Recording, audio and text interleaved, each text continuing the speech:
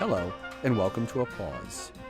Most museums have one simple rule: look, but don't touch, unless the work is that of Cleveland artist Jimmy Kuehnle. It might work. Unlike most artists, Jimmy Kuehnle doesn't wait for inspiration to begin working on a new sculpture. It starts with a walk through the museum. It starts usually visiting the space to walk around, take lots of pictures, or I get floor plans and I make a digital model of the museum. And once I have that to scale 3D model, I can start ideating and doing iterative designs so I can make something fit the actual space. It's not traditional paint on canvas, it's not traditional carved sculpture. It's the kind of fabric that you would see on a sailboat, a bouncy house. So that is inviting to people. They feel more comfortable with it and they want to engage with it and touch it physically. After settling on a design, construction begins with scissors, needle and thread, and hundreds of feet of brightly colored cloth. It's sewn together with a double seam, so it's stitched twice on each seam. It used maybe 800 yards of polyester fabric. It's a 200 denier weight fabric and it has a urethane coating on it. I think a lot of contemporary artists are using non-traditional materials to help get through to a new audience.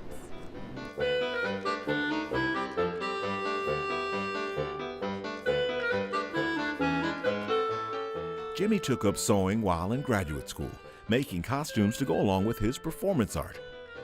Soon he was fabricating pieces large enough to fill an entire gallery. When I was in graduate school, I made a lot of bicycle performances where I'd make a bike and ride the bike around town, and rather than wearing normal street clothes, I would sew a topic-based suit. If it was a bike that drew pictures, I would use raw canvas. It was a bike made of Lexan and it was see-through. I would use clear vinyl to make the suit. And as I moved into wanting something that would be lighter weight, I continued sewing and making inflatables. Kuehnle's inflatables come to life thanks to a computer chip called an Arduino board that controls air compressors and lights that bring the sculpture to life. There's nothing wrong with a static aesthetic object, but a lot of times that's less captivating than something that's kinetic and moving. We move around, we change our location, so I want it to have more anthropomorphic or relatable features. And so if it can have breathing by using an Arduino, which is an open source microcontroller, then I can control the fans, I can control lights, and it can have more of a life than just a static sitting object. We should pull this up now.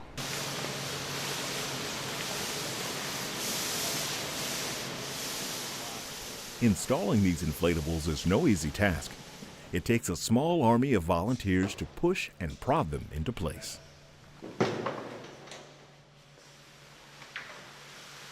When it's not inflated, you can't really tell what's what until you get some air in it. It takes a lot of communication, I'd say, which is kind of difficult because once it's inflated, you can't really hear what's going on the other side.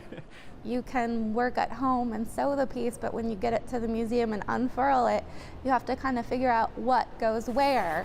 So the first time we installed the work here, Jimmy spent a lot of time kind of configuring it with our staff and laying it out and figuring out what seam was where and where the lights were going to go.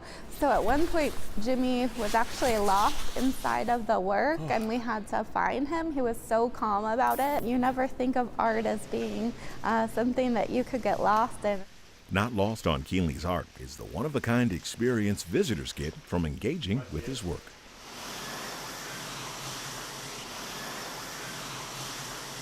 So this is the labyrinth part. So you can wander around, and this will have lots of patterns. Sometimes they'll just stay on, and then they'll be chasing LED patterns. Maybe I'll even leave it completely dark for 2 seconds, and then you'll just wander around and go different places.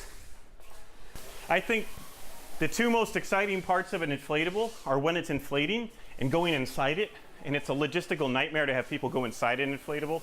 So this is trying to simulate what it's like to be in the inflatable, but you're really on the outside.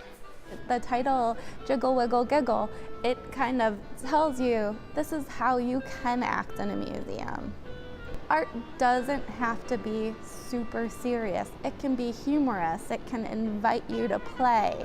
And that's really what we're trying to do here at the museum. We want people to live their lives with a little bit more creativeness, our creativity, and we want them to think about art in a new way, in the way that it fits into their life. So Jimmy's a perfect artist to have here at the museum because I think he helps people break that barrier that might not feel comfortable at the museum because he's such a comfortable guy. So by having the inflatable surround the audience in the space, it can kind of give them that surreal environment experience. I want people to squeeze in between the piece and the walls because it's kind of squeezing and snaking in between the architecture, so I want you to do the same thing as the piece.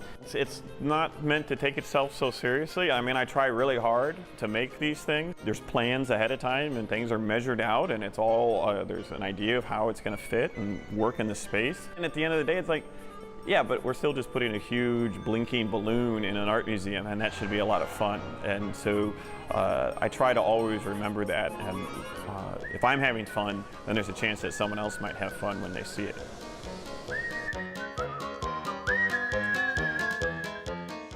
Jimmy Kuehnle's exhibit, Wiggle, Jiggle, Giggle, is on view at the Akron Art Museum now through February 19th.